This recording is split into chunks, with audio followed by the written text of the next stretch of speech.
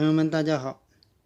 我们看一下，我们洗衣机的这个软管断了，跑水了。这个时候我们怎么办？我今天跟大家分享一个快速对接的方法，大家来看一下怎么样？看，断成了两半。首先，我们把这个管把边儿给它修齐了。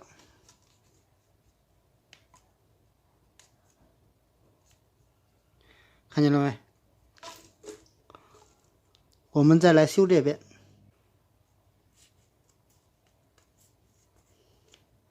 好了，现在呢，我们从这第一个凸出来的这个地方，我们绞开一个豁口，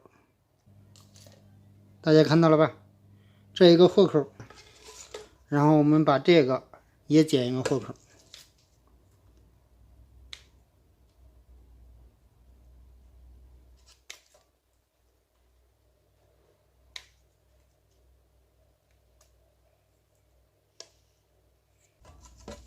我为什么要把它剪一个豁口呢？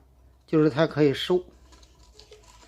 我们这个有豁口的地儿，往这个有豁口的上面转，看到没？我们插到第一个凹槽里边，往里转。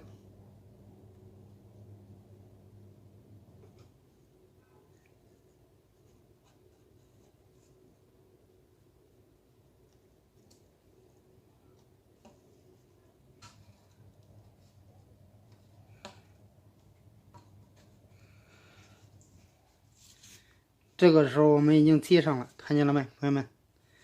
当这个时候接上以后，我们还没有完，我们需要把它擦干净了，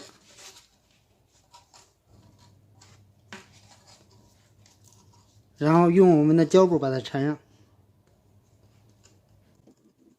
放胶就行，放胶就行，放胶就行。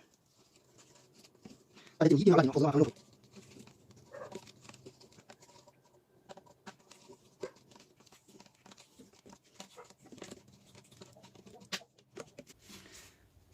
朋友们看，这样就接好了。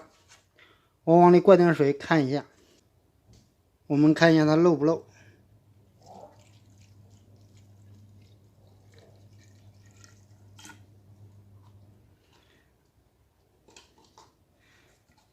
朋友们看了吗？这里边已经有水了，一点都不漏。大家看好了，看看有水没水啊？有水吧？所以一点都不漏，接得非常的结实。好了，欢迎大家的评论和关注，谢谢朋友们，再见。